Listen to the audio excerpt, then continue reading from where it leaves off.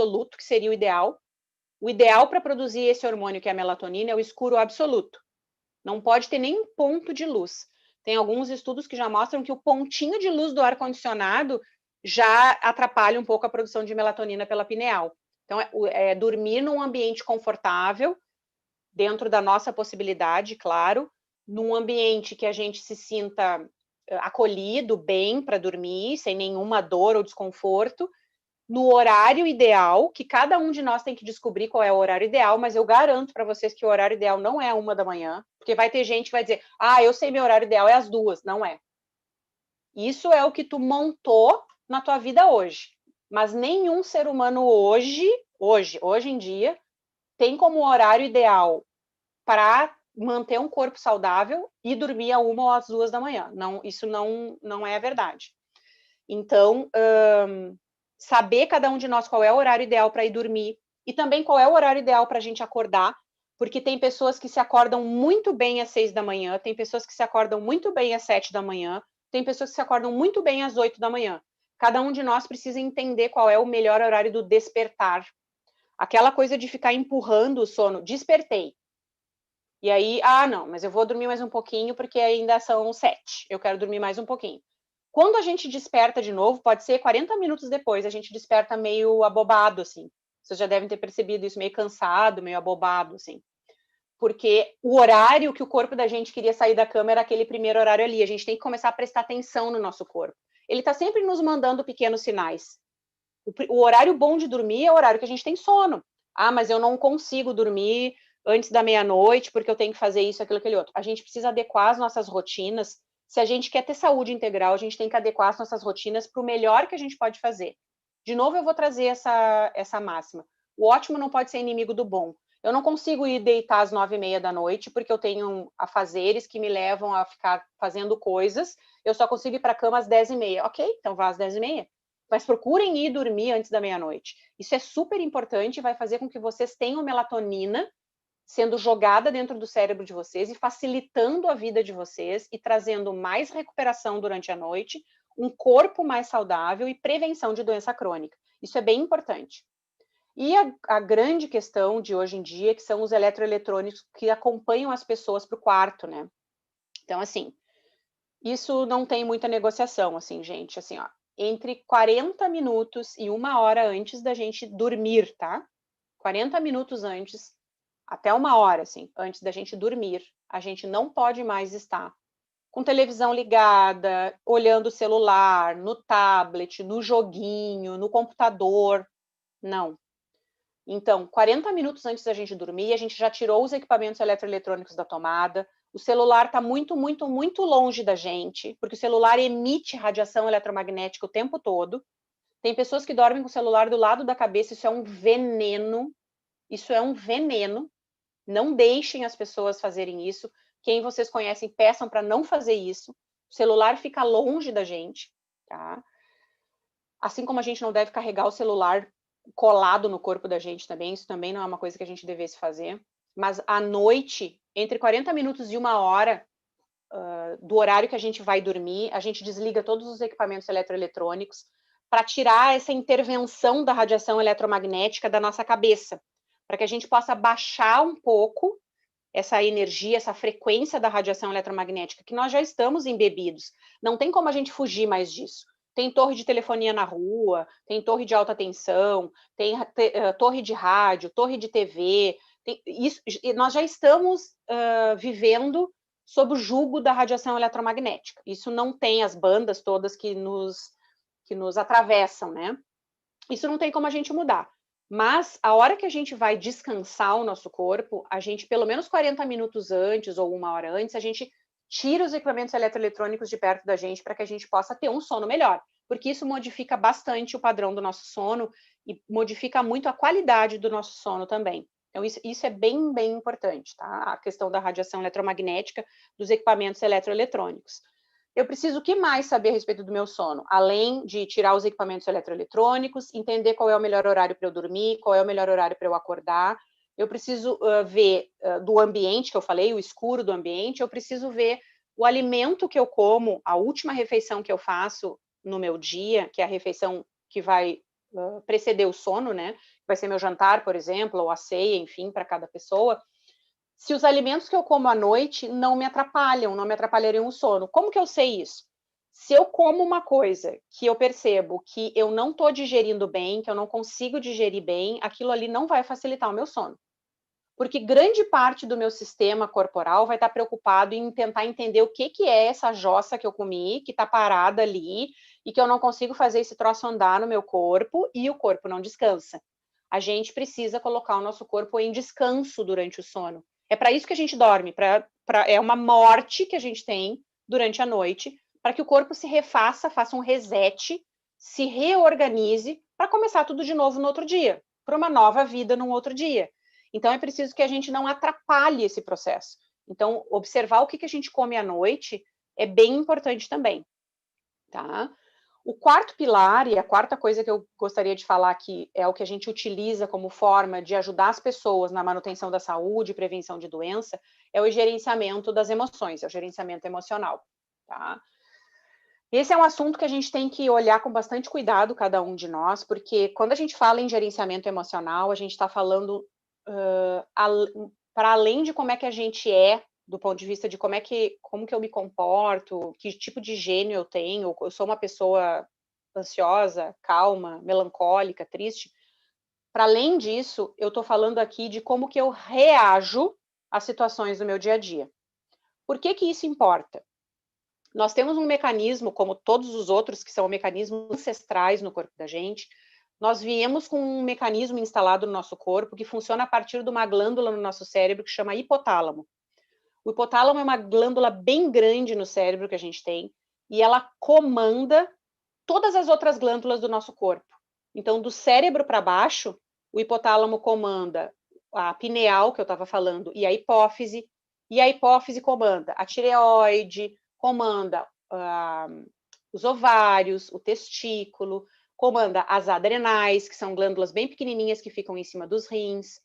Então, a gente tem um comando superior no sistema nervoso central que vai liberando ordens para as glândulas no nosso corpo para que elas trabalhem nos nossos tecidos, para que elas produzam hormônios, para que os hormônios são mensageiros que se relacionam no nosso corpo com os tecidos e vão fazendo toda a mágica do corpo, do nosso corpo, do corpo do ser humano funcionar. Então, essa glândula aqui, que é o comandante dessa orquestra toda, ela é uma glândula que tem uma responsabilidade de observar, além de todo esse comando, ela observa como que a gente está se comportando com relação ao ambiente, mais ou menos assim. Ela está aqui na minha cabeça pensando, deixa eu ver como é que a Letícia está hoje. Ela está com medo? Ela está tranquila? O batimento cardíaco dela está bem? Como que as coisas estão? A gente está parado, sentado, mas ela está com o coração acelerado e vai acontecer alguma coisa. Então, o hipotálamo lê como é que a gente está se comportando frente às questões da vida, frente ao ambiente, frente ao dia a dia da gente. Lá, quando nós surgimos, quais eram as preocupações que nós tínhamos? Estou com fome, preciso achar um bicho para caçar, para comer e matar minha fome. Ou achar uma raiz para arrancar do chão e matar minha fome. Ou pegar um peixe na água e matar minha fome. Então tá, então eu vou lá, vou correndo até o lugar, vou brigar com o bicho, vou matar o bicho, tarará, mato a minha fome, acabou o meu problema. O que o hipotálamo entende, então? Ó, tá com fome, é um problema, eu posso morrer. Tá bom, então vamos ajudar esse corpo, vamos inundar essas pernas e braços com sangue para que ele possa correr, lutar com esse bicho, arrancar esse peixe d'água, tirar essas raízes. Mas depois que a gente comia, a gente, ser humano, comia, a gente deitava e ia dormir. Acabou o estresse. Tá? Da mesma forma, se a gente tinha que fugir de um predador, a gente via, tinha medo, o hipotálamo lia, pode ser que a gente morra, vamos inundar de novo essas pernas, esses braços de sangue para fugir. Fugia, se escondeu, sumiu, o predador sumiu, deitei, descansei. Contemporaneamente, a gente ativa esse reflexo de medo, de susto, de angústia, de pavor, de estresse, de irritabilidade o tempo todo. No trânsito, nos nossos relacionamentos, brigando por alguma coisa, com todas as questões do nosso dia a dia, com as DRs aí da vida que a gente tem. Contemporaneamente, esse dispositivo ancestral que a gente tem está sempre sendo ligado, está sempre sendo ligado, está sempre sendo ligado. Então, a gente costuma dizer, numa das áreas que eu trabalho, que é a terapia neural, eu sou especialista em terapia neural, que a gente está sempre simpático-mimético. O que significa isso? A parte do sistema nervoso que faz essa resposta autonômica ao estresse, assim, é o sistema nervoso neurovegetativo. E nós temos dois, o simpático e o parasimpático. O simpático é esse que fica jogando adrenalina, noradrenalina, cortisol na corrente sanguínea, e daí a gente está sempre estressado, está angustiado, está ansioso, o coração acelera, dá um nó na garganta, dá um aperto no peito, e a gente fica afogueado, às vezes falta o ar, dependendo da pessoa ou do grau de estímulo e reação que a pessoa tem, ela pode ter pânico, fazer reações de pânico, achar que está acontecendo alguma coisa, que vai morrer. A gente passa o tempo todo apertando esse botão hoje em dia. A gente está sempre com o sistema nervoso simpático em atividade. Isso faz com que a gente naturalmente já tenha muito mais cortisol, que é esse hormônio que é liberado quando a gente se estressa na corrente sanguínea, e ele deveria ser liberado em quantidades para nos manter ativos durante o dia, para fugir de alguma coisa e depois baixar. Para que de noite a melatonina consiga sair da pineal, ser produzida e a gente poder relaxar. Como esse ciclo de sono e vigília já está bagunçado porque a gente não coordena muito bem essa coisa da rotina do sono. E a gente é muito estressado, muito acelerado, não dá pausa para nada, muito estímulo que a gente tem contemporaneamente, é mais difícil a gente chegar nesse padrão de relaxamento para dormir e é muito difícil da gente ter um real gerenciamento do nosso emocional. Então, quando a gente fala do gerenciar as emoções, que é um dos pilares para a gente ter mais saúde, é a gente conseguir se analisar. É preciso que a gente consiga se olhar a partir das reações que nós fazemos às questões do dia a dia. É preciso que a gente consiga olhar para nós e dizer, nesse momento, eu me considero uma pessoa que estou angustiada, ou eu sou ansioso demais, ou eu estou muito melancólico, estou muito caído, estou muito para baixo. Por quê? Porque quando eu tomo consciência de que o meu modus operandi, eu funciono desse jeito agora, é mais fácil de eu conseguir tomar ações e escolher ferramentas que me ajudem a melhorar esses aspectos em mim. Não é uma fórmula mágica. Cada um de nós precisa se autoavaliar, ser responsável por si mesmo, assim, e ter esse olhar e essa escuta carinhosa consigo para entender, tá, mas meu comportamento é mais de alguém ansioso, meu comportamento é mais de alguém melancólico, depressivo, como que eu tô ultimamente? E a partir desse entendimento, entender que tipo de ferramentas, então, já que é assim que eu me vejo, eu poderia utilizar para que eu pudesse mudar um pouco a forma como eu reajo aos estímulos do dia a dia. Já que nós sabemos, então, agora, que existe esse mecanismo ancestral dentro de nós, que se a gente não soubesse ajustar um pouquinho e ter esses momentos que são de descanso absoluto para as glândulas adrenais, o hipotálamo tem que ler que está tudo bem, que a gente não vai morrer, que está tudo certo. Pelo menos por um tempo do nosso dia a dia, isso tem que ser verdade para esse entendimento neurológico nosso, para que a gente possa intensificar o padrão de saúde no corpo e não acelerar o padrão de doença, tá? Então, isso tem a ver com gerenciamento emocional. E por último, mas não menos importante, eu trago a questão das intoxicações. Tanto as intoxicações que a gente pode ter a partir dos próprios pensamentos, se intoxicar com essa coisa de ser muito negativo e tal, mas principalmente com as intoxicações ambientais, que são super comuns, tá?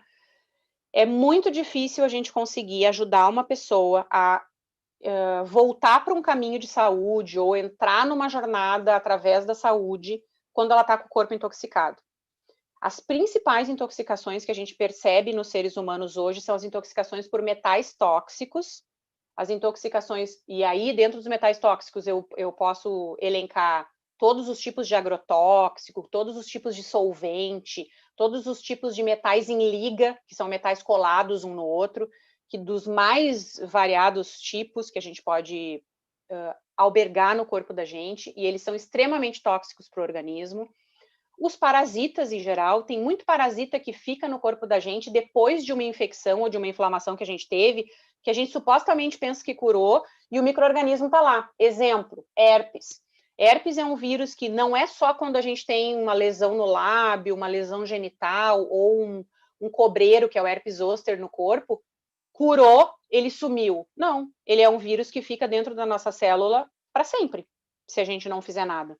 E toda vez que as nossas defesas caem, eles agem. E tem uma coisa bem interessante a respeito de alguns metais tóxicos e de alguns parasitas, que é que o metal dentro das nossas células, ele funciona como se ele fosse uma lâmpadazinha, assim. Vamos imaginar que dentro da célula tem uma lâmpada. O metal é como se fosse uma lâmpada ligada, uma lâmpada acesa dentro da célula, por causa da corrente elétrica que o metal faz. E o parasita é que nem mosquito, ele é atraído pela luz do metal. Então, existem alguns metais que têm preferência por alguns tipos de célula do nosso corpo e alguns parasitas que têm preferência pela luz de alguns metais tóxicos.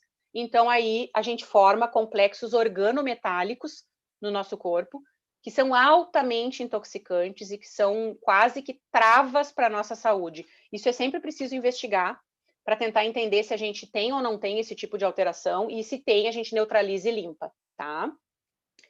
E outro tipo de intoxicação que é super presente e é super importante é a intoxicação por radiação eletromagnética, que eu estava falando quando eu estava falando do sono, né? A radiação eletromagnética está em tudo, ela está ao nosso redor. Mas algumas pessoas são mais sensíveis. Tem algumas pessoas que até de fazer o teste de esteira, aquele que é o eletrocardiograma de esforço que é feito, tem algumas pessoas que desestabilizam a frequência cardíaca só por causa da eletricidade da esteira. Então, pessoas que estiverem ouvindo o que eu estou falando e que, quando estão próximas de uma torre de telefonia, ou se usam o celular muito tempo, ou se estão na esteira, se sentem tontas, parece que o coração está batendo mais rápido ou dá umas batidas estranhas, essas pessoas são mais sensíveis à radiação eletromagnética e elas podem perder saúde ou ficar mais propensas a desenvolver alterações corporais em função dessa sensibilidade à radiação, tá? A radiação pior que a gente pode encontrar para nós, para os nossos tecidos, é a radiação ionizante, que são essas radiações de metais radioativos, né? Que aqui para nós no Brasil é menos comum, mas a gente teve aquele desastre em Goiânia com Césio 147, vocês devem lembrar, há bastante tempo atrás. Até hoje tem pessoas que ainda têm Césio no corpo, né? Porque os metais radioativos, ou Angra, em Angra dos Reis, a partir da usina de Angra, né? Também tem pessoas que têm, a gente pega um pouco de urânio, às vezes de pessoas que vieram dessas regiões. Isso tem que neutralizar no corpo, esses metais. A gente não pode deixar no corpo, porque essas intoxicações diminuem nossa saúde, deixam a imunidade completamente abalada, e é difícil da gente conseguir ter saúde integral dessa forma.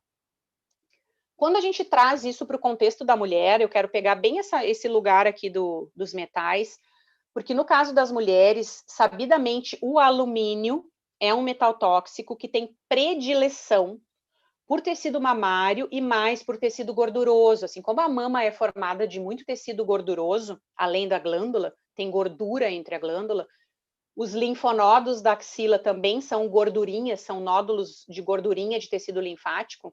O alumínio tem uma predileção por esses tecidos. Então, em mulheres, é muito comum a gente encontrar impregnação de alumínio em tecido ganglionar e em tecido mamário, tá?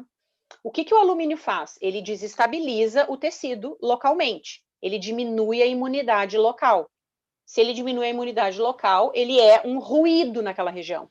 Aquela região não, o sistema imunológico está fazendo uma varredura e aqui tem um ruído, tem uma coisa estranha ali. Ele não consegue varrer 100%. E aí as coisas podem começar a acontecer. Então eu trago aqui a questão do uso de desodorante, né? Se a gente pode evitar o uso de desodorante com alumínio, a gente deve evitar. Tem duas coisas importantes a respeito de desodorante. Uma é, por que o alumínio é colocado no desodorante? Né? O alumínio é colocado lá porque o alumínio bloqueia a transpiração, a gente não transpira. Tanto que existem alguns desodorantes para o pé, para não dar chulé, que tu bota, que é de alumínio, e aí o pé não transpira. Só que o mecanismo de transpiração no corpo dos seres humanos é um mecanismo de proteção. A gente transpira ou para botar porcaria para fora, ou para regular a temperatura. Então, a gente não pode ficar trancando o processo de transpiração corporal. O alumínio serve para evitar a transpiração. E ele também é um pouco bactericida, assim, ele diminui ele é um pouquinho antisséptico, e o zinco também e aí eles colocam o zinco junto com o alumínio para diminuir as colônias de bichinhos na região da axila, para não dar cheiro, mas também bloqueia completamente a transpiração e para não dar suor, né? Como um desodorante. Tem uma história bem interessante que as pessoas costumam não acreditar muito nessas coisas, né? E santo de casa não faz milagre. A minha sogra, uns 5 anos atrás, não mais, acho que uns 7 anos atrás, foi fazer uma mamografia e não conseguiram fazer a mamografia dela. Tentaram 2 vezes fazer a mamografia e não conseguiram, e a técnica perguntou, que desodorante tu usa? Num hospital, fazendo a mamografia. Que desodorante tu usa? Ela falou, eu uso aquele Clinical. Não vou dizer a marca aqui, mas vocês vão saber. Que é um bastão, assim, Clinical. E daí a moça falou, é por isso que a gente não tá conseguindo. Tu vai ter que lavar muito bem a tua axila, senão a gente não consegue fazer a mamografia. O alumínio fica tão impregnado no tecido que a máquina de raio-x, o mamógrafo, não conseguiu pegar a parte axilar corretamente da mamografia e o técnico não conseguia fazer uma mamografia que pudesse apresentar para o radiologista examinar. Bom, a partir dali, ela acreditou absolutamente no que eu estava falando e parou de usar desodorantes com alumínio. Vocês aqui na Forever têm um super desodorante, que é um desodorante com aloe, que é maravilhoso, que eu uso há bastante tempo já, e eu indico muito ele, é muito gostoso, a gente não fica com cheiro, não tem nenhum aditivo químico, além do que aquele desodorante ali, se tem picada de mosquito, se queima a mão, se qualquer... Aqui em casa minha filha usa, para qualquer coisa que acontece, ela pega o desodorante dela e passa na mão, se picou mosquito de noite na perna, ela passa, no outro dia ela já sabe. Ela tem o dela no banheiro dela, e ela passa para acalmar a irritação. Eu já usei em dermatite na mão, em dermatose, assim, quando a mão tá irritada, coçando, passo o bastão de aloe, que é o desodorante, né? Nem usei o gel, o bastão já funciona, o desodorante já funciona. Eu sei que o gel ainda provavelmente vai ser mais rápida ainda a ação, mas o desodorante já funciona. Então vocês têm uma super arma na mão aí para evitar contaminação com alumínio e com zinco, tá? Que é o desodorante da linha Forever, que é ótimo, que é super, super bom.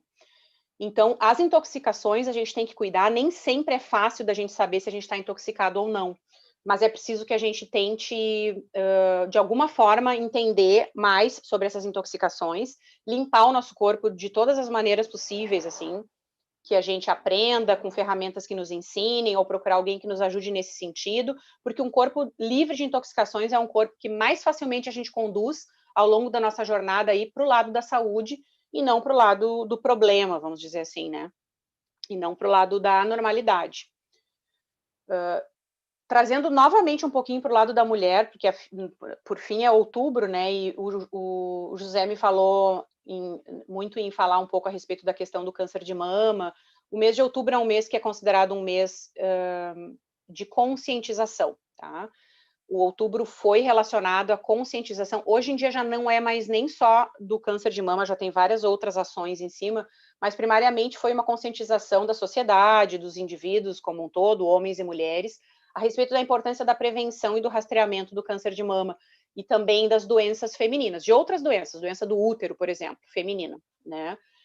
Isso é importante, isso é um evento super importante, mas eu bato muito durante o outubro na tecla de que prevenção não se faz em outubro, tá? E outra coisa importante, prevenção não é mamografia. Nunca foi e nem nunca vai ser. Pode ser que vocês fiquem confusos com as falas e com a forma como o Outubro Rosa é propagandeado, porém mamografia não é prevenção de câncer de mama. Isso é bem importante, tá? A mama é um órgão que tanto mulheres quanto homens têm mama.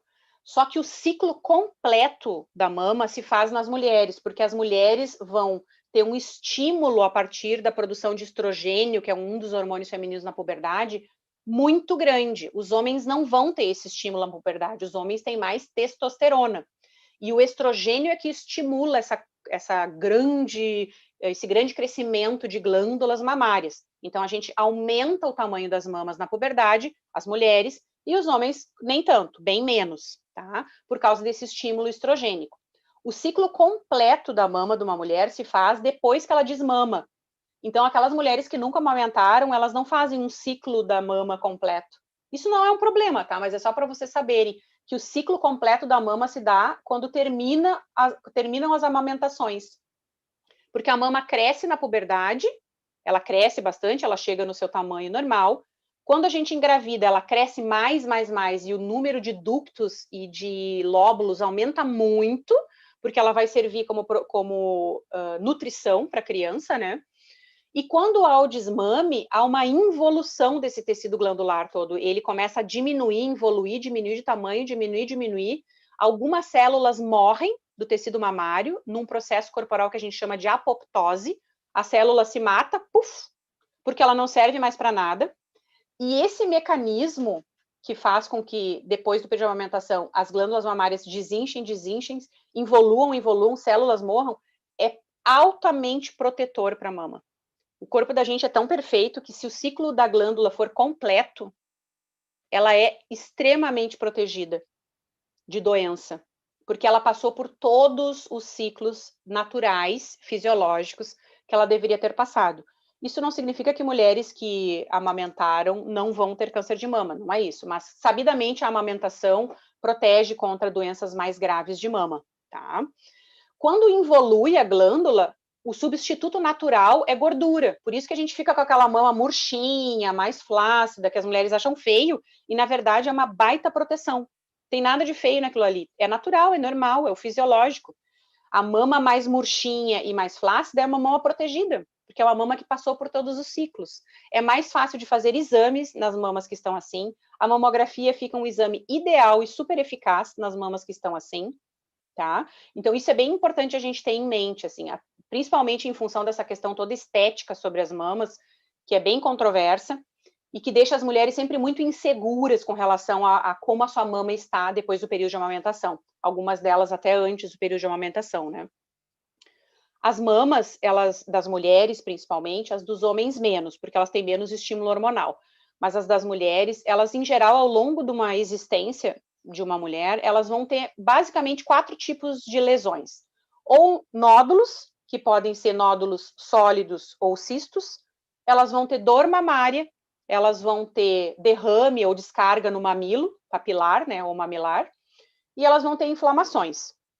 O que é mais comum que acontece, mais comum, disparado, o que mais leva as mulheres a consultarem por questões mamárias é o sentir, o aparecimento de um nódulo.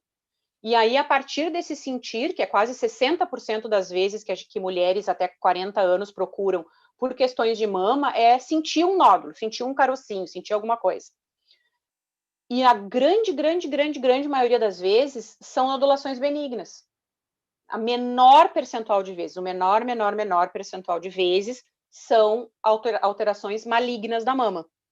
As alterações benignas, em geral, vão ser ou cistos, que são coleçõezinhas, uma cápsula com algum líquido dentro, e os nódulos sólidos, que em geral são os fibroadenomas, que são bolinhas do próprio tecido mamário, tá? Isso é o mais comum. O menos comum é o nódulo ou a alteração palpável na mama ser câncer. Mas nessa minoria é onde a gente tem que agir, que dá lesão maligna. A dor mamária, que também é bem frequente, ela ou está associada ao ciclo menstrual, então é mais comum que a mulher sinta sensibilidade e dor no período pré-menstrual e menstrual, mas existem algumas mulheres que têm as mamas mais sensíveis o tempo todo. Tem mulheres que são mais sensíveis o tempo todo o tempo a mama dela é mais sensível. Então a gente investiga, tá? A outra questão são os derrames ou descargas. O derrame, sair líquido do mamilo, a gente espera que isso aconteça na gravidez e quando a gente está amamentando. É normal, vai sair leite, tá? Mas pode acontecer fora do período gravídico puerperal e então isso tem que ser investigado. E por último, as inflamações. As inflamações da mama também são mais frequentes no período de amamentação ou gravídico puerperal também, mas muito mais na amamentação, como as mastites, os abscessos, mas algumas outras doenças inflamatórias podem acometer o seio fora do período gravídico puerperal e causar inflamação na mama. Quando a gente começa a investigar, então assim, a gente tem que, vamos levar a nossa, como a gente está falando de prevenção de doença maligna de mama em função do outubro, vamos trazer a nossa mente para o que é mais comum que leva as mulheres por queixas mamárias a consultório, que é a palpação de alguma normalidade, algum nódulo. A gente tem que diferenciar o que é rastreamento e o que é prevenção. Que isso é que eu fico batendo. Eu quero que vocês saiam daqui sabendo a diferença entre essas duas coisas. Prevenir é isso tudo que a gente estava falando até agora. Eu previno cuidando da minha alimentação, eu previno tendo um estilo de vida saudável, eu previno fazendo atividade física regularmente, eu previno quando eu sou alguém que gerencio bem o meu emocional, eu previno quando eu desintoxico o meu corpo, eu previno quando eu faço escolhas para me desintoxicar, né? Eu escolho usar um desodorante que não seja um desodorante com alumínio e tantas outras escolhas que a gente pode fazer, que nos desintoxicam o organismo. Isso é prevenir, não tem nada a ver com autoexame, com mamografia, com ir ao médico. Isso não é prevenção, tá? Eu quero que fique bem claro isso para vocês. Prevenir tem a ver com as escolhas que a gente faz no nosso dia a dia a respeito da nossa vida e da nossa saúde. Rastreamento significa, eu pego uma população X, que é alvo daquilo ali que eu quero rastrear, e eu oriento ela a fazer determinadas coisas. Então, como que é rastreamento de doença de mama? Primeira forma de rastrear é dizer para as mulheres que elas precisam examinar a própria mama. Quando que a gente examina a própria mama da gente? Preferentemente, mulheres que menstruam sempre depois que a menstruação já acabou, mas não muito próximo da próxima menstruação. Então, eu diria assim, lá pelo 8º, 9º, 10º dia do ciclo, é o melhor momento da gente palpar a nossa mama. Por que é importante palpar? Porque se eu aprender como é que é a minha mama normal, no primeiro sinal de anormalidade, eu vou saber que está acontecendo alguma coisa com o meu seio, eu vou rapidamente procurar um profissional da área da saúde e eu vou rapidamente entender e diagnosticar o que pode estar acontecendo. Então, o autoexame é uma forma de rastreamento, é uma forma primária de rastreamento. Mas eu só faço o autoexame para diagnosticar a doença? Não, isso é outro erro. A gente se autoexamina e a gente observa o corpo da gente, a gente se toca e tenta conhecer como é que o corpo da gente funciona, desde a parte externa do nosso corpo, a nossa pele, os nossos órgãos, as nossas glândulas, até a forma como eu me alimento, que eu estava falando para vocês, como que eu mastigo, como que está o meu hábito intestinal, a minha digestão, como que as coisas estão funcionando, o meu xixi, como que está o meu sono. Isso é se autoexaminar. A prática do autoexame de mama é uma coisa a mais, mas ela deveria ser feita sempre por nós. Tem muita mulher que diz assim para mim, agora em outubro chove essas mensagens para mim. Eu tenho medo de tocar minha mama. Mas por quê? É como tocar a mão, é como tocar o rosto. A gente não toca o rosto para passar creme, para lavar o rosto, para pentear o cabelo. A gente está se tocando o tempo todo. Porque foi colocado esse medo nas pessoas. Que medo de tocar minha mama. Por quê? É uma parte do corpo, a gente precisa ter intimidade com o corpo da gente para conseguir chegar num profissional para nos ajudar e dizer, olha, eu há 5 anos toco a minha mama todos os meses depois da menstruação, nunca senti nada, nos últimos 2 meses venho sentindo uma coisa estranha. Muito bom. Porque se eu terceirizo isso e quando eu, uma vez por ano ou a cada 2 anos, eu vou no ginecologista para ele me examinar, ele não sabe, eu não sei dizer nada a meu respeito para ele, ele vai no escuro fazer o exame da pessoa. É muito mais fácil e é muito mais fidedigno quando eu chego contando o que eu já sei a meu respeito. Isso facilita para mim, porque o meu diagnóstico vai ser muito mais fácil e rápido, e facilita para o médico, porque ele vai já, o pensamento diagnóstico já vai lá na frente. Já vai rápido lá na frente, a gente já sabe o que fazer. Tá? Então, autoexame é rastreamento. Ir ao profissional de saúde para que ele examine a gente e colha a nossa história clínica é rastreamento. Porque a gente tem etapas que a gente passa. Então, pode ser que eu tenha me feito autoexame, encontrei alguma coisa, o próximo passo eu vou ao profissional de saúde, ao posto de saúde, ao meu profissional de referência, vou contar o que aconteceu, ele vai me examinar, vai colher minha história, e se ele achar que é pertinente, vai ser solicitado o exame. Então, o terceiro passo do rastreamento é a mamografia. A mamografia é o padrão ouro no mundo para diagnóstico de doença de mama. A mamografia é um exame extremamente eficaz em mamas que já têm mais gordurinha do que glândula. As mamas que são densas, que são duras, mamas duras, né?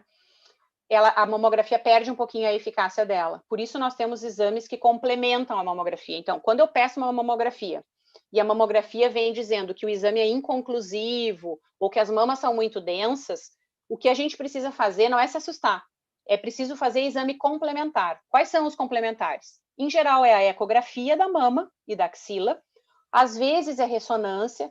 Como a ressonância magnética precisa contraste, a gente deixa para casos bem específicos de mulheres bem jovens, que a gente está com uma dúvida grande a respeito de alguma coisa, justamente por causa da exposição da pessoa ao contraste, né? Então, se a gente puder fazer o segmento diagnóstico com a mamografia e a ecografia, é melhor, tá? Mas não, se não for possível, a gente pode lançar a mão da ressonância magnética com contraste também. Então, rastreamento é autoexame, rastreamento é ir ao médico para fazer história clínica e exame, e rastreamento é mamografia e os exames complementares. Bem diferente uma coisa da outra, né? Uma coisa é rastreamento, a outra coisa é prevenção. A gente rastreia e faz as mamografias e faz os exames clínicos para que a gente possa dar mais qualidade de vida para as mulheres que forem diagnosticadas. Existe uma média mundial aí de 5 a 10% de todas as mamografias que são feitas é que vão apresentar doença grave de mama, né?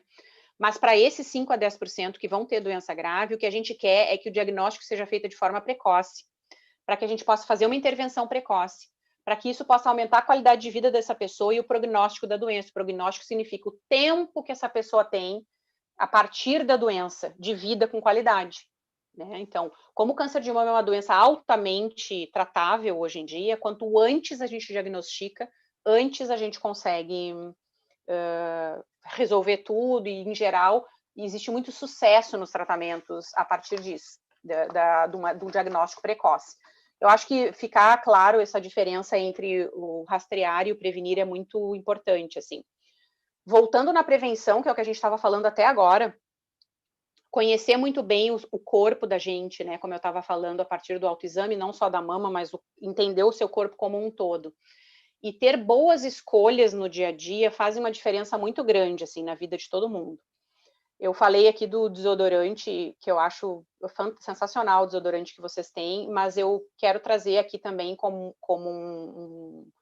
um depoimento meu, eu mesma uso e eu indico muito que as pessoas usem o gel de aloe vera de vocês.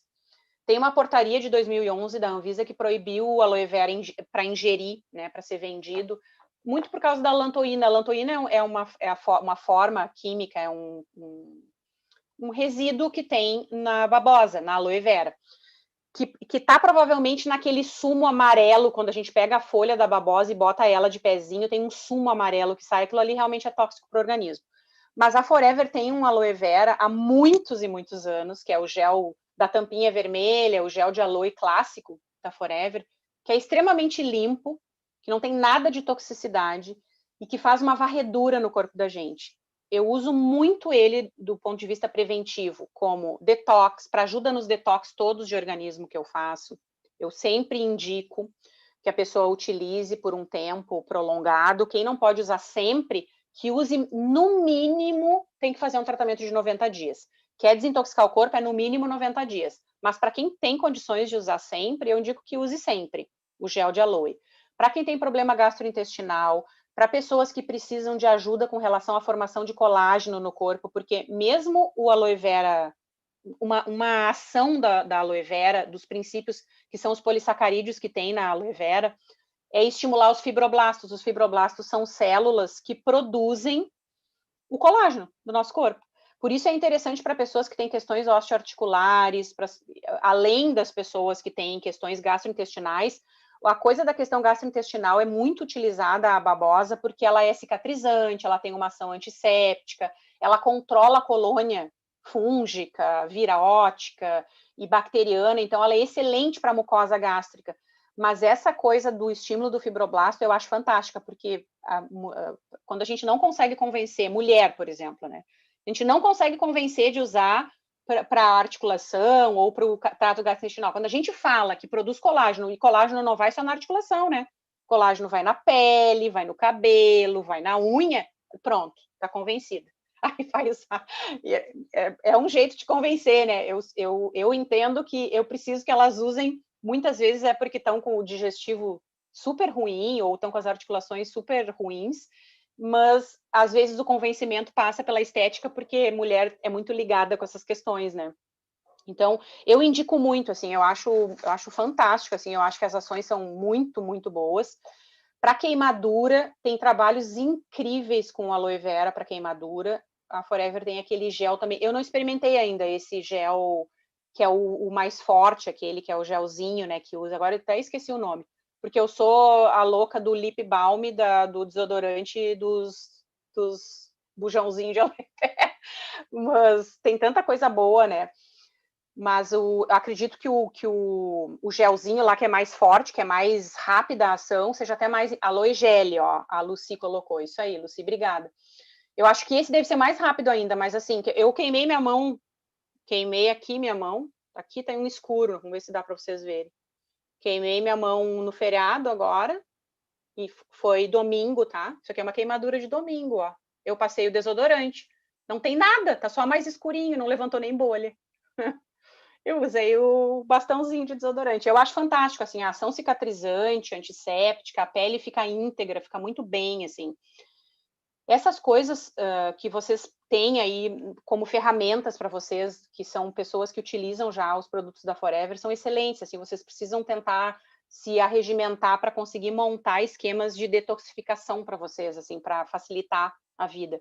Porque se tem uma coisa de saúde, que eu sempre deixo bem claro para as pessoas quando eu estou fazendo palestra e dando aula, é se a gente aprender a se conhecer bem, se a gente entender que as escolhas que a gente faz no nosso dia a dia são os nortes que vão nos levar para uma estrada de mais saúde ou para uma estrada de mais doença, já está meio caminho andado. Se isso ficar gravado para vocês, eu já fico feliz. Assim, se a gente conseguir melhorar as nossas escolhas a partir do autoconhecimento, a partir daquilo que a gente se conhece mais, eu já fico muito feliz, assim.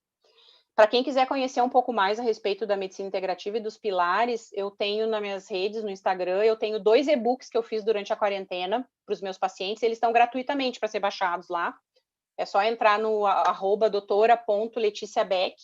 Tem 2 e-books, um e-book de nível 1, que é um e-book que eu fiz uma introdução para fazer uma sugestão de início de caminhada para se alimentar melhor, dormir melhor, alguma prática física, que foi bem pensando naquele período da quarentena que estava todo mundo preso dentro de casa e ninguém podia fazer nada e eu não estava atendendo naquele período.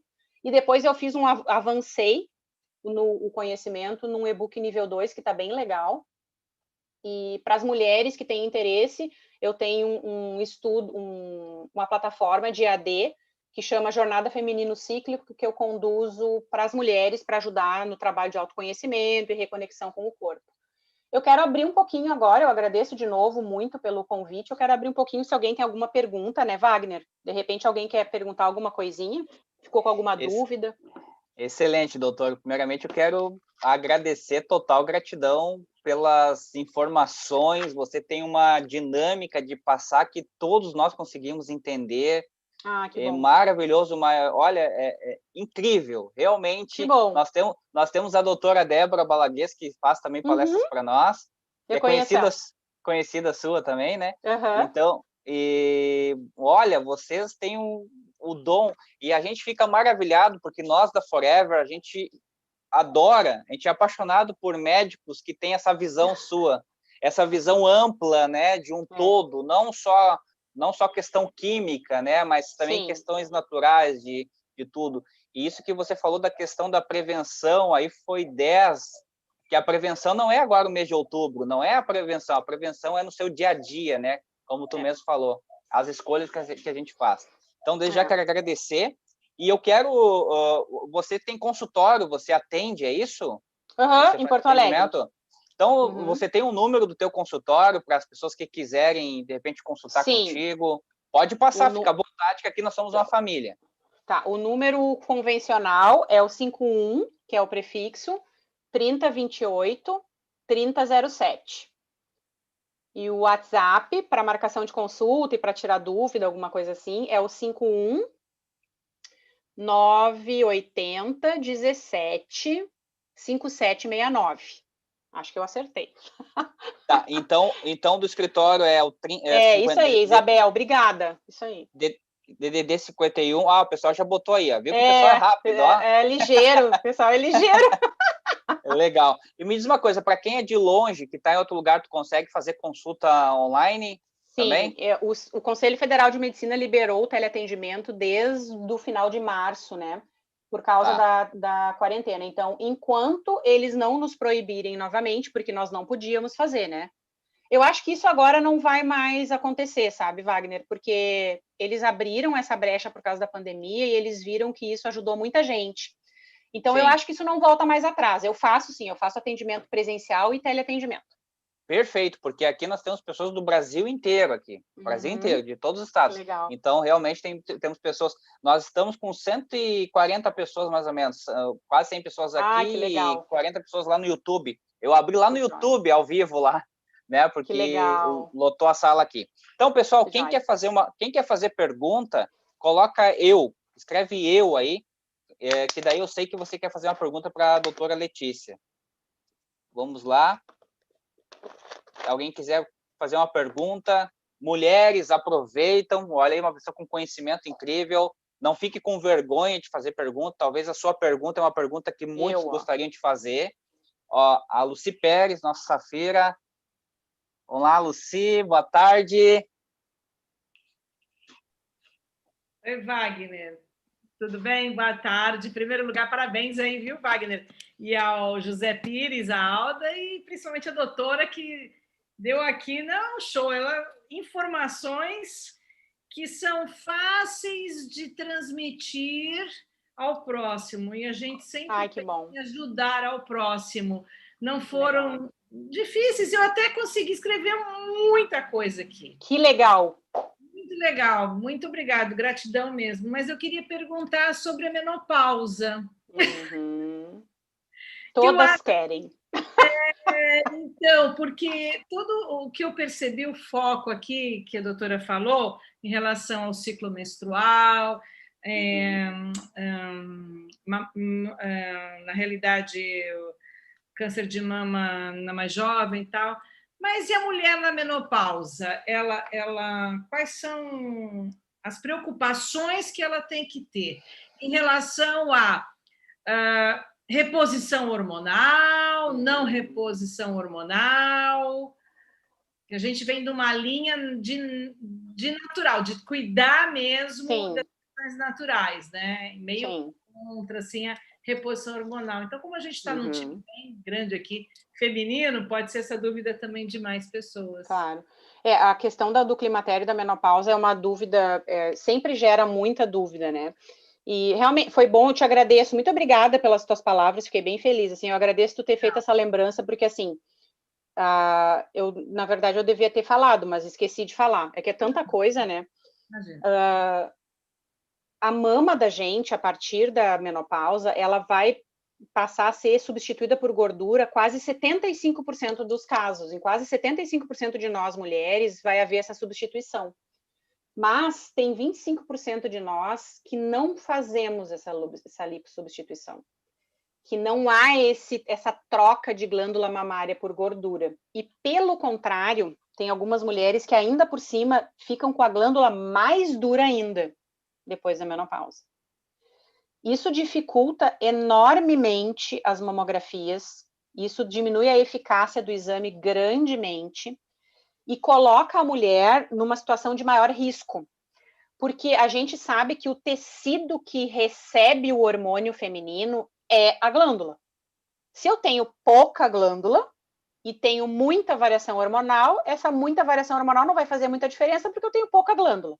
Se eu tenho muita glândula e muita variação hormonal, que é o que acontece quando a gente está entrando na menopausa, eu vou sofrer mais, essa glândula vai sofrer mais. Concorda? Então, o pensamento é assim, olha como é que a gente tem que pensar desde cedo. Se eu sou uma mulher que sempre tive a mama densa, dura, sensível ao toque, aquela mama dura que só, tudo dói, sabe? E que eu percebo que a minha mama não fica molinha com o passar do tempo. Eu até já amamentei ou não amamentei, tô chegando na menopausa, já entrei na menopausa e sigo sempre com a mama dura. Eu tenho que ficar esperta. A minha mama é uma mama que sofre mais e sofreu mais ao longo da minha vida com as variações hormonais. Tá?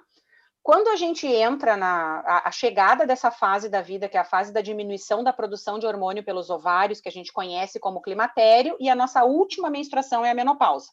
A gente só diz que a mulher está na menopausa depois que faz 1 ano que ela não menstrua mais. Essa fase de climatério, que é quando os ovários começam a parar a produção, diminuir a produção de hormônio, ela é uma fase que é caracterizada por uma série de variações no nosso corpo. As mais comuns são que a gente começa a encurtar o ciclo menstrual. Eu menstruava a cada 30 dias, eu começo a menstruar a cada 25. As mulheres que não tinham tensão pré-menstrual começam a ter tensão pré-menstrual. As que sempre sofreram de tensão pré-menstrual não têm mais. As que nunca tiveram cólica passam a ter. As que sempre tiveram cólica começam a não ter. A coisa está mudando, está ficando estranho. De repente, chega um ciclo que eu não menstruo. Aí eu começo a passar alguns meses sem menstruar. Até que daqui a pouco eu vou ficar 1 ano sem menstruar e eu entrei na menopausa. Isso é o mais comum. Em segundo lugar, o que é comum é a gente começar a ter calores. Esses calores acontecem porque há um desregular no centro, no cérebro, de regulação térmica do nosso corpo. Não é entendido pela ciência ainda por que cargas d'água que esse centro de termorregulação no cérebro se modifica no climatério e na menopausa, mas isso acontece. Ele é um sistema também ligado ao nosso sistema vascular, por isso que as mulheres que têm calorão, elas sentem uma onda que vem do peito para a cabeça, assim, de calor. Um calor que sobe, as mulheres falam. Sobe um calor, assim. E ele é mais comum à noite, o calorão da menopausa, que é o segundo sintoma mais comum. E é o sintoma que mais leva as mulheres a procurar ajuda médica e aos médicos entrarem com reposição de hormônio, o sintoma do calorão. Mas também as mulheres podem ter insônia, porque o calorão acorda elas podem ter alterações de humor, elas podem começar a ficar com a vagina mais seca, que são sintomas mais tardios, eles vão começar a acontecer mais tarde, esses outros que eu estou falando. Quando que a gente faz reposição hormonal e quando que a gente não faz reposição hormonal? Aqui eu vou abrir um parênteses, tá? Eu não trabalho mais há muitos anos, há 15 anos eu não trabalho mais com hormônio sintético. O que é hormônio sintético? É esse hormônio alopático que a gente compra na farmácia, ali na Panvel, na Droga Raia, na Onofre. Eu não trabalho mais com esses hormônios. Não trabalho porque uma das coisas que me fez mudar um pouco a minha área de atuação foi que eu já fazia ginecologia há pelo menos uns 5, 6 anos e eu comecei a fazer cirurgia de câncer de mama nas minhas pacientes que eu estava fazendo terapia de reposição hormonal e eu achei que aquilo estava aumentando muito. Naquela época eu atendia só no interior do estado. Eu achei, nossa, para uma cidade pequena que nem essa, é tanta cirurgia de câncer de mama que eu estou fazendo, será que é só eu que opero tanto câncer de mama? O que está havendo, né? E comecei a perguntar para alguns outros colegas e tal, isso me chamou um pouco a atenção, assim, essa questão. E aí eu resolvi começar a estudar mais sobre isso. E a gente entende, assim, a partir de trabalhos científicos, que existe um percentual de mulheres e de tecidos mamários que absorvem de forma mais errática esses hormônios sintéticos. De uma forma mais... não fica bem o tecido. E isso pode desencadear um processo de mutação celular que desencadeia um câncer de mama. Isso não é em 100% das pessoas, isso é num percentual de até 30%, mas pode. Eu acho bastante, assim, então eu comecei a ficar um pouco preocupada e eu resolvi estudar outras formas de fazer esse segmento de climatério e menopausa. Na convencional, assim, na ginecologia convencional, a gente sabe que existe uma janela de segurança, Lucy, tem uma janela, tem um tempo que é mais seguro, para te ver que a convencional já fala assim hoje. Tem uma janela de segurança para hormônio sintético. Já é falado, assim, que essa janela seria do início dos primeiros sintomas de climatério ali, os primeiros calorões, até estourando, assim, ó, 3, 4 anos, no máximo 5 anos de uso. Eu acho 5 muito, tá? Se eu tivesse alguém da minha família que usasse 5, eu ia ficar de cabelo em pé. Mas, assim, tem uma janelinha ali, que é essa janela bem inicial.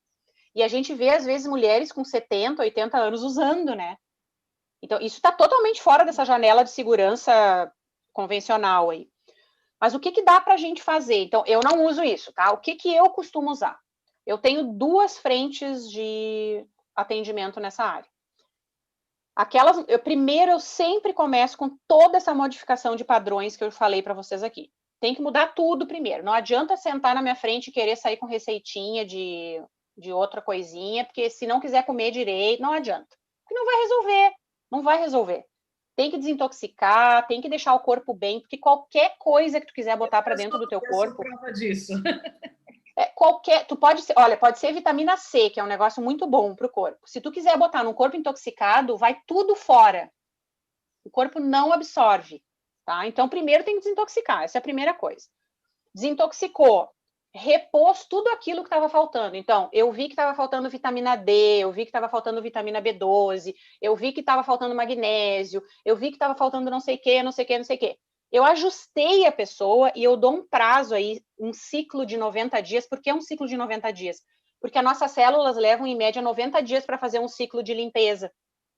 Então, eu dou um ciclo aí, eu limpei, daí eu dou um ciclo de 90 dias de suplementação, a pessoa me diz, olha, eu tô 60% melhor. Tá 60% melhor em 90 dias, não tem que usar hormônio nenhum. Vai melhorar. Porque 60% melhor, para quem não está dormindo e está com calorão, está com a vida ganha. 100% a gente nunca vai chegar, não adianta. 100% é quando a gente já estiver iluminado. Não é para nós aqui na terceira dimensão. Isso aí a gente esquece. A gente tenta chegar nos 80, 90, que está bem bom já. Na segunda linha, assim, ó, chegam pessoas, tá, eu fiz toda a desintoxicação, tá suplementado, não consegue melhorar, é demais, demais, demais. Isso é muito comum em mulheres que têm vagina seca, tá? Olha, tudo melhorou, mas a vagina continua horrível. Tá, então a gente tem que fazer alguma coisa. Aí eu lanço mão dos hormônios que a gente chama de hormônios bioidênticos. O que são os hormônios bioidênticos?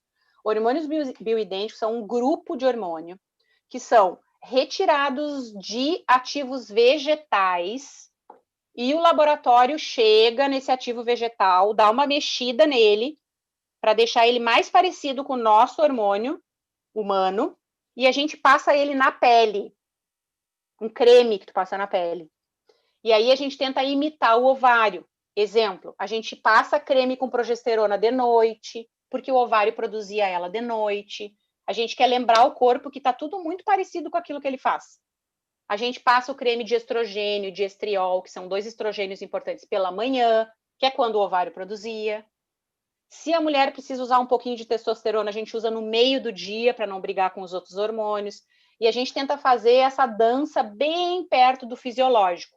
Para sempre, não. Não é porque é só meio sintético que a gente usa para sempre. A gente usa por um período de tempo que a pessoa precise e depois a gente não precisa mais usar. Então, a gente tem que ir adaptando para cada caso, né? E esses hormônios bioidênticos usados sem critério também podem aumentar o risco de câncer para mulheres que tenham oncogenes. Então, tem que ter muito cuidado nessa coisa. Eu sou adepta há 17 anos dos produtos Forever, então eu mesmo passei por isso e eu consegui convencer a minha médica, que depois abriu mão, de que eu estava bem tratando com sucos, própolis, creme de própolis, aloe vera gel, na parte, tudo isso, pele. E eu já estou com 58 anos e, assim, estou super bem com relação à suplementação e à desintoxicação. Acho que você falou tudo. Muito obrigada. Coisa boa, né? Que coisa boa isso aí. É isso, guria, assim, só que, assim, é uma fase de transição, né, Lucy, da vida, assim. E eu acho que é preciso que a gente tenha a mente aberta para entender que a vida é cíclica, né? Eu vejo muitas mulheres com dificuldade. Esses calores, eles vêm um pouco, mas eles não vêm com intensidade. E aí, quando eu pego e tomo mais aloe vera com pêssego, mais suco, me acalmo e ele melhora. Sobe. É incrível. Dá para colocar um chazinho de amora, uma tintura de amora, uma tintura de angélica, que ajuda mais no dia a dia. O aloe vera com pêssego que a gente tem, né? Sim, que é bem bom também. Que é bem bom também, mas quando só ele não está te ajudando, dá para botar um chazinho. O cálcio ajuda muito na menopausa. Sim. Nosso Forever Cálcio. Todos os nutrientes. Mas vou te dizer assim, ó, que grande parte do mal-estar que as mulheres têm nessa fase da vida, ele é muito mais uma coisa do sentir pessoal, dessa coisa do se sentir inadequada, do se sentir velha, da coisa pejorativa que é colocada, que está na menopausa, está inútil, não serve mais para nada. As mulheres isso agrava os sintomas terrivelmente. Ótimo. Obrigada, doutora. Ok, de nada. Excelente. Obrigado, doutora. Nós temos aqui 2 perguntas aqui. A Tatiane Vieira quer fazer uma pergunta aqui. Deixa eu ver se a Tati está Deixa eu... Aqui. Tati, tá liberado teu microfone. Ai, obrigada. Ah, vai dar microfonia aqui, peraí, estou apertando nisso. Deixa eu sair dessa. Doutora, eu tive alguns nódulos, né, que já retirei, e eu tô com problema de prolactina, segundo a mastologista. Ela diz que é normal, né? Eu ainda tenho leite no seio. E o meu filho já tem 22 anos. Mas depois de todos os meus exames que eu fiz, né, porque eu estava preocupada com isso, ela disse que é normal, que não é para eu mexer, porque eu mexia, né? Eu apertava, ela disse, não, tu não mexe, tá tudo normal. Tu só tem a prolactina alta. Isso realmente é normal? Depende, tem que ver, se tu já tem que ver quanto que é essa prolactina. Se passar de 100, tem que fazer exame para ver uma glândula no cérebro que é a hipófise. Porque às vezes a gente tem adenomas, que são nódulos na hipófise, que estimulam a produção de prolactina. Se tu tiver adenomas que são considerados adenomas do tipo benigno, que é bem comum ter, umas bolinhas de tecido na hipófise, elas estimulam a produção de prolactina, e se eles não estiverem crescendo, estiverem normais, e a tua prolactina não estiver subindo muito, é só tu não fazer expressão mamilar toda hora, mexer, puxar para ver, que vai diminuindo. Mas tem algumas coisas que a gente consegue testar para ver se ajuda, assim, tem algumas, só que daí isso é bem individual. Algumas mulheres ajuda desintoxicar algum tipo de metal, outras mulheres, porque tem na hipófise, a gente pega às vezes metal na hipófise, tem um bichinho que chama adenovírus, que às vezes fica na hipófise de mulheres e que pode aumentar a produção de prolactina, isso tem que estudar caso a caso, mas assim, se tu não tem nada de doença, tem que investigar a hipófise, se tu não tem nada de doença na hipófise e tá tudo certo, tuos exames da mama estão normais, pode ser simplesmente uma hiperatividade de algum ducto, que ficou meio hiperativo, assim. Então, de repente, dá para tu fazer, passar, por exemplo, o gele de vocês na mama, como uma forma de tentar estimular a cicatrização da pele para dentro, inclusive no mamilo passar. Porque todo produto que tu passa na tua pele, a pele é o maior órgão de absorção que nós temos no corpo. Tudo que tu passa na tua pele vai ser absorvido. Essa coisa de que passa na pele e fica só na pele, não fica, é absorvido. Tá? E um ativo como a babosa, como a aloe vera, ele consegue penetrar. Então, passar isso pode te ajudar. Mas eu pego muito mulher que tem esse tipo de queixa que tu tem, que tem alteração com radiação eletromagnética, porque a gente, em geral, carrega o celular na bolsa e a bolsa perto do seio. Tá? E isso, como a radiação eletromagnética tem predileção por tecido gorduroso, desorganiza o tecido mamário e a gente pode ter esse tipo de alteração só por ter algum desequilíbrio com radiação eletromagnética. Então, é difícil eu te dizer é normal, não é normal. Pior seria se tu estivesse me contando que tu tem uma secreção sanguinolenta que sai, ou verde.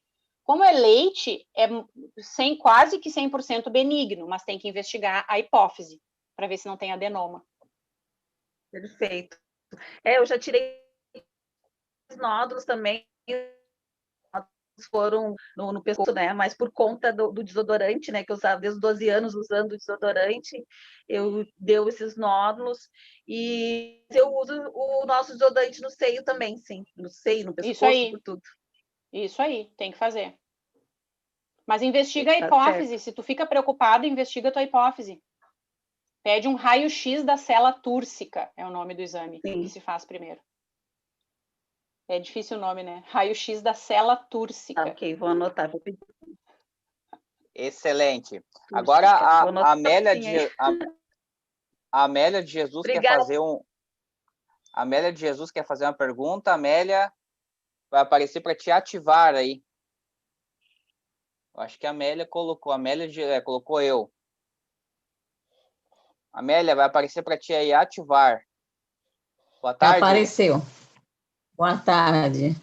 A minha pergunta para a doutora é que eu tenho uma filha que ela tinha 15 anos e ela apareceu com os nódulos nos seios, né? E ela fez uma cirurgia. E era muito grande, quase o tamanho de um limão. Pera que... A cicatriz funda. tem tendência a ter câncer, porque na família a gente não tem ninguém que teve câncer de seio, né? E ela nunca teve filho. Tá. E sempre ela está fazendo exames.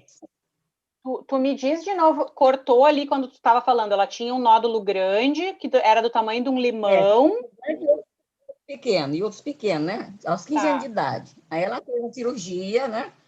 Tudo, e ela ficou com cicatriz feia, né? Mas ela faz sempre exame. E ela tem as mamas muito densas, mas ela não é gorda. Tá. E aí isso tem algum problema, assim, para o futuro? Ela está com 42 anos agora. Pois é, o risco de câncer de mama aumenta nos 50 anos, né? A partir dos 50 anos aumenta o risco. Tanto que o rastreamento é feito, segundo o Ministério da Saúde e o Instituto Nacional do Câncer aqui no Brasil, o rastreamento tem que ser feito dos 50 aos 69, obrigatoriamente a cada 2 anos, né, nas mulheres. Mas, assim, o fato dela ter tido nódulos grandes desde os 15 anos e nódulos pequenos, se todos esses nódulos eram nódulos benignos, isso não aumenta a chance dela de ter doença maligna de mama. Não. Porque uma coisa é o nódulo benigno, outra coisa é o nódulo maligno. São coisas diferentes, tá? O que pode ser o divisor de águas aí, no caso dela, é essa coisa da prevenção que eu estava falando. Então, se ela teve sempre hábitos saudáveis de vida, se ela não foi uma mulher que usou muito hormônio sintético, tipo anticoncepcional, e um monte de hormônio, as chances já são menores. E como vocês não têm história na família, menores ainda. Mas tem que observar, assim, tem que se observar. A mulher que tem mama muito densa, precisa ficar sempre de olho nessa coisa de que a mamografia perde um pouco a eficácia. Então, toda vez que for fazer a consulta, tem que dizer para ela, olha, minha mama, se o médico não pede a ecografia complementar, tem que já lembrar, ó, já pede a ecografia junto, porque a mamografia, para mim, nunca vem boa. Sempre tem que fazer o segmento, né? Quem tem mama muito densa tem que fazer segmento. Mas a tua pergunta que era, por ela ter tido nódulos grandes e muitos nódulos, ela tem mais chance? Não. Nódulo benigno não aumenta a chance de câncer de mama. Ah, tá bom. Muito obrigada, doutora. Deus de abençoe. nada, imagina. Eu que agradeço. Excelente. O Pedro Duarte aqui quer fazer um agradecimento aqui. Pedro, vai aparecer para ti aí ativar. Boa tarde a todos. Eu sou primo da Cláudia Duarte e há uns 15, 17 dias atrás foi positivado. Pedro, 93 anos. Ô Pedro, a tua internet está cortando. Se tu puder ir mais perto do modem, né? Acho que eu já estou perto dele. Vai lá. Não sei o que está acontecendo. E aí, a minha mãe foi hospitalizada e eu liguei para a Cláudia Duarte, né, minha prima, para saber o que eu poderia fazer. E aí eu acho que o José Pires está aí na sala, né? Eu queria agradecer a ele, que ele indicou que a minha mãe tomasse mais suco e duplicasse os comprimidos que eu dou para ela, o Daily, o ômega, o cálcio, vitamina C e o gel. E faz 3 dias que minha mãe deu baixa e passou pelo Covid e está em casa. Que legal! O médico, quando eu conversei com o médico foi bem sincero para mim. Ele chegou e falou que poderia ela vir a óbito pela idade e essa coisa toda, a imunidade dela, né? E aí eu discordei dele e eu levei um galãozinho de suco pro hospital, pedi para as enfermeiras dar, eu levei inúmeros comprimidos e dei aos montes para ela. Tá certo, com a idade dela, né, ela tem dores nas costas, assim, frequente, às vezes eu amanheço, né, ajudando ela com as dores, mas ela superou o Covid. Isso aí, que então, legal. Eu quero agradecer. Parabéns. Agradecer ao José Pires que deu essa indicação de aumentar os comprimidos e as doses do suco. Seria esse o meu relato. Gratidão a Forever, que eu também tomo tudo que puder eu tomo. Que legal. Que legal, Pedro. Olha, agora tu deixou, eu tenho certeza que o José tá chorando. Se eu conheço ele, tá chorando pra caramba agora. Que legal. Eu vou passar o microfone para ele no final, senão ele não vai conseguir falar agora. Mas Gratidão, olha, gratidão. Muito obrigado por esse teu depoimento aí. Obrigado mesmo. Que a tua mãe cada vez fique melhor aí. Um abração. Que assim seja. Gratidão. E agora, obrigado. E agora a última pergunta aqui. A última pergunta é da Alexandra Barros. Para a gente encerrar, pessoal. Daí que, né, não vamos ocupar muito tempo da doutora aí, da primeira vez que ela está fazendo essa palestra para nós, de muitas, se Deus quiser, doutora, porque o pessoal está apaixonado, né? Então, vamos fazer aqui a última pergunta. Alexandra, boa tarde. Tá, boa tarde. Em primeiro lugar, muito obrigada, doutora, maravilhosa a explanação. Eu amei ouvir aí os detalhes sobre a mama, inclusive sobre o ciclo, e eu não tinha aprendido ainda sobre isso, e hoje aprendi contigo. Muito obrigada. Que legal. O que eu gostaria de colocar é a respeito do mioma, né? Eu tenho esse histórico de mioma, minha mãe teve, né? E na época foi muito grande, né? Como a Amélia falou aí, geralmente a gente classifica por tamanhos, né? Era tamanho de uma laranja equivalente. Porém, a minha mãe não conseguia fazer cirurgia por ser diabética. E na época eu comecei a acompanhá-la. Falei, mãe, vamos tomar ou aloe vera, né? Que é o gel que a doutora toma, e o ômega. Eu falei, vamos tomar, vamos controlar. E em 8 meses eu consegui fazer com que minha mãe tivesse o diabetes dela controlado. Quando ela fez a cirurgia, o médico ficou surpreso que o mioma tinha reduzido do tamanho, né, em relação ao exame. Então, foi um resultado assim muito bacana mesmo para nós.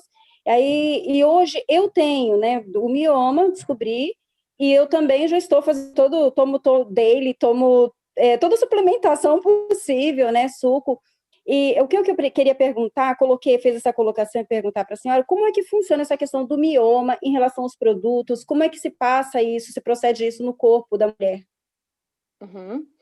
Que bom que tu teve essa resposta com a tua mãe, né? Que legal, coisa boa. Eu fico feliz que tu esteja aprendendo sobre o ciclo feminino aqui, porque essa é uma das missões que eu tenho nessa vida, é tentar levar o conhecimento a respeito dos ciclos da vida, e principalmente dos ciclos femininos, para mais e mais mulheres, assim, eu tenho vários trabalhos nesse sentido, de vários tipos diferentes, assim, e isso é para mim é um propósito, assim, eu acho que quando a gente conhece mais a respeito dessas variações cíclicas, porque somos cíclicas, né, e a gente aceita e acolhe essas variações todas na gente, eu acho que a gente vive muito melhor, tem muito mais qualidade de vida e se sente muito melhor.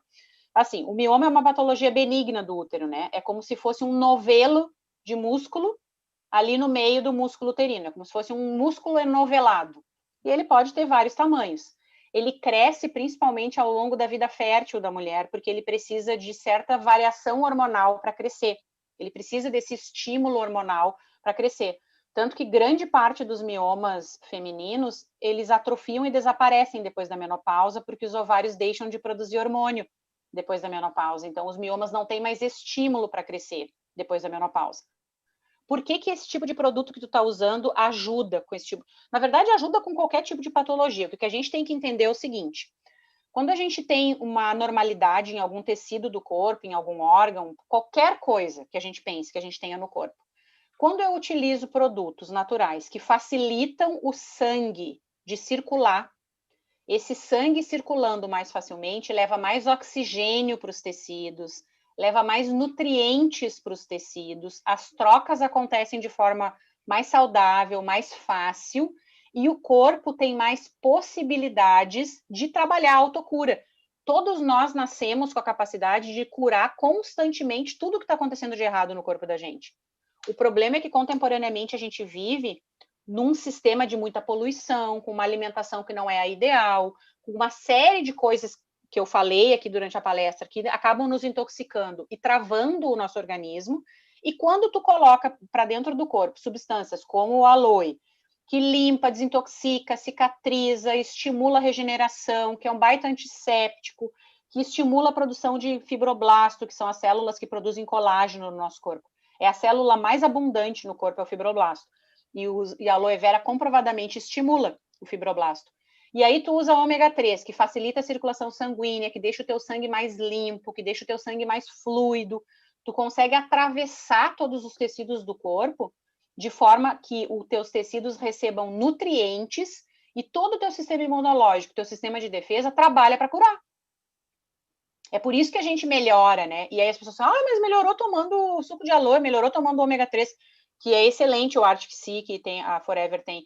Melhorou usando vitamina C, melhorou tomando colágeno. Sim, melhora, porque o corpo está sentindo falta dessas coisas.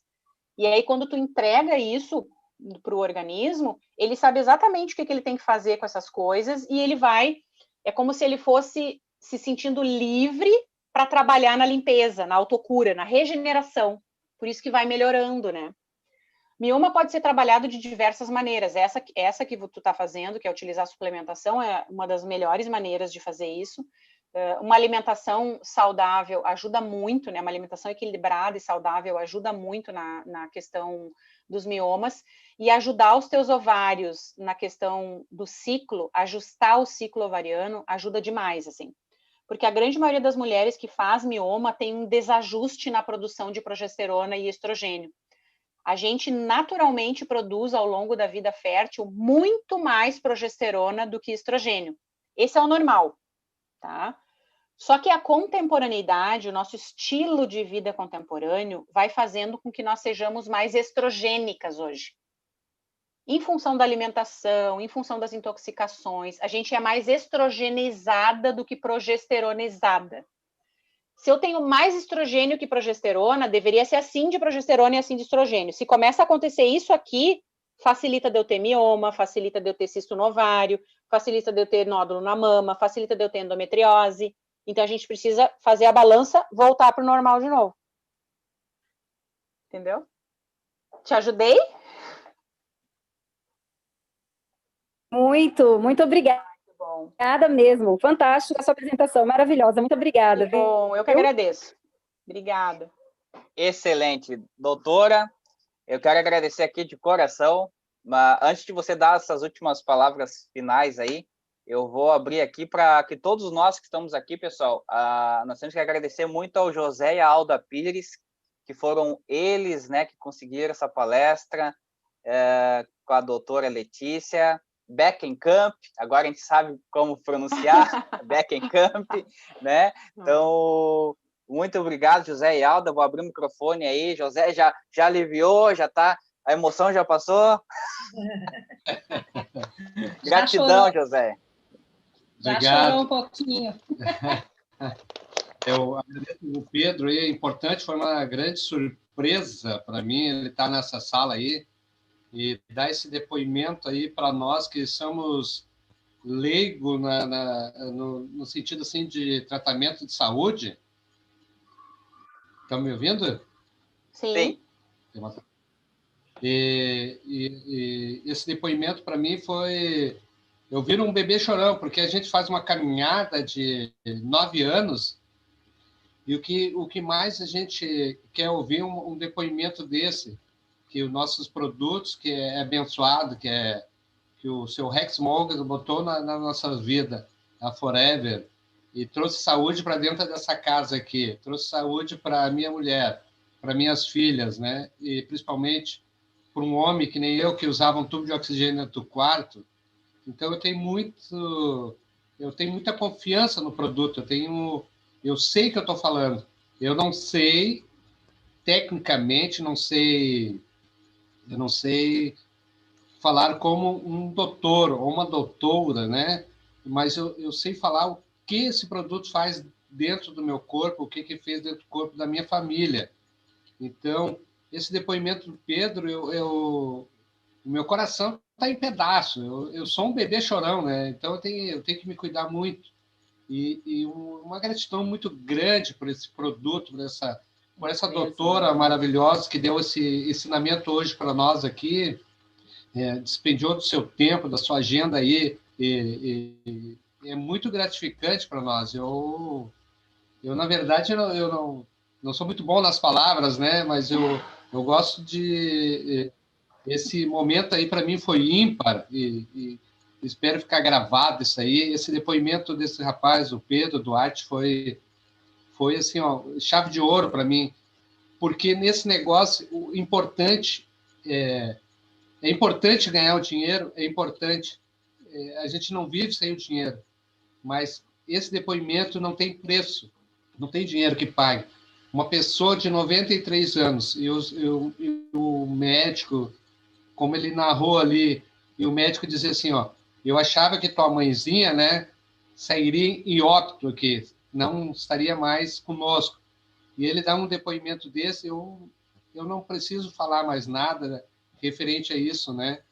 E aí é muita emoção, na verdade, para estar compartilhando com vocês aí, e esses colegas, os convidados, todo mundo que usou esses produtos usa, sabe que o Clean9 ele tem uma limpeza fantástica no nosso organismo. Todos aqui em casa fizeram o C9, então a gente sabe o que acontece no nosso corpo, né? Mesmo que a gente dá uma sujada lá no dia do lixão, a gente sabe que tem que tomar aloe vera, tomar fibras, né? E isso é muito importante. Eu vou deixar uma palavrinha para o meu amor aqui que está do meu lado, tá? Mas eu quero, assim, ó, que Deus abençoe todos vocês que estão aí. O Wagner, que disponibilizou a sala, a doutora Letícia, com essa explicação fantástica aí. Então, eu agradeço de coração. Eu sou coração. Às vezes, eu perco muita coisa porque o meu coração é maior, entende? Então, amo todos vocês aí e eu vou deixar o meu amor aqui falar um pouco. Obrigado, Wagner. Obrigado, Pacheco. Eu já vi eu que estava aí. O Jorge. Eu não vou dizer a Lucy Pérez, grande, é uma gigante também.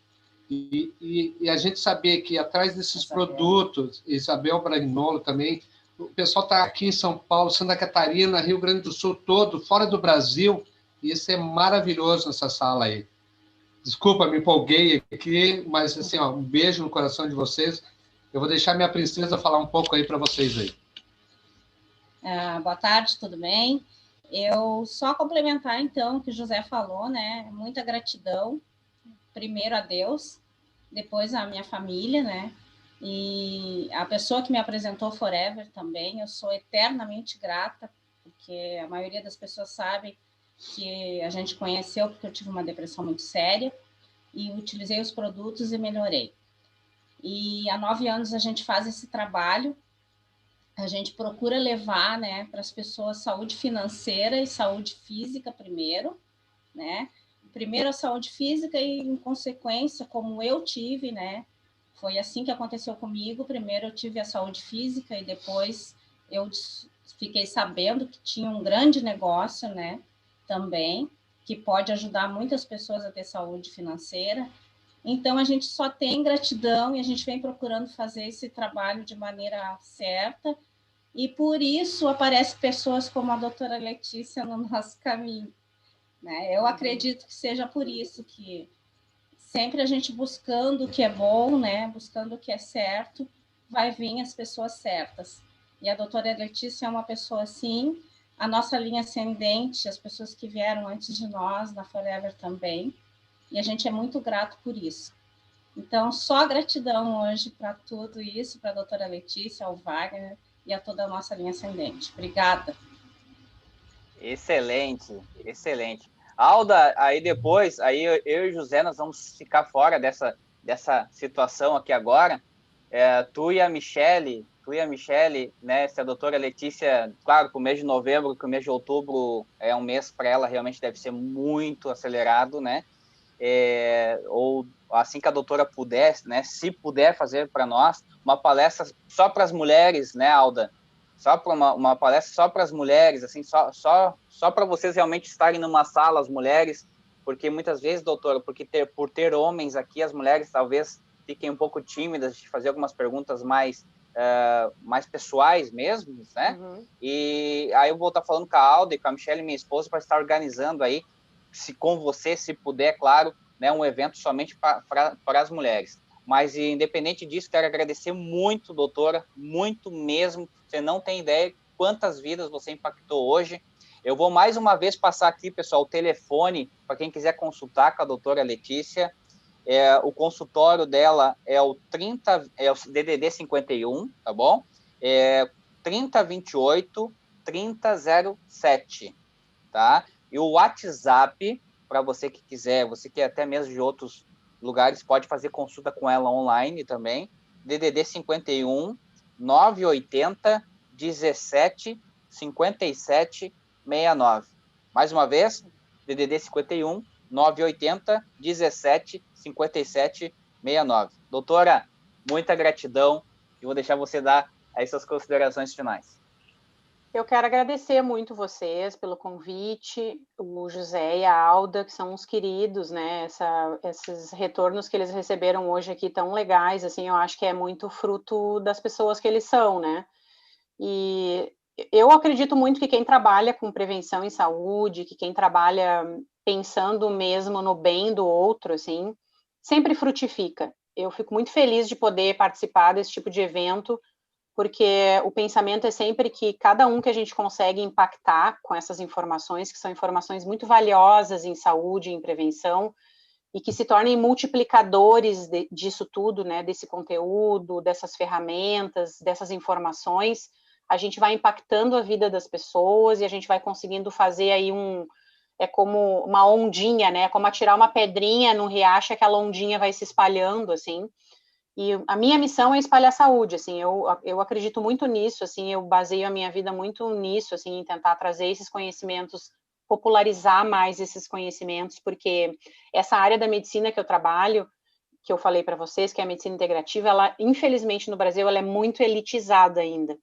Então, a forma que eu tenho de alcançar uma quantidade maior de pessoas eu tenho consultas solidárias que eu faço um número X por mês, eu tenho as minhas redes sociais onde eu posto constantemente informação em saúde, então assim, quem tem interesse em assistir, eu tenho muito vídeo no Instagram, no YouTube, no Instagram mais que no YouTube ainda, de saúde, assim, vídeos voltados para a saúde mesmo, dando dicas práticas, ensinando, falando, eu tenho esse curso em EAD para ajudar.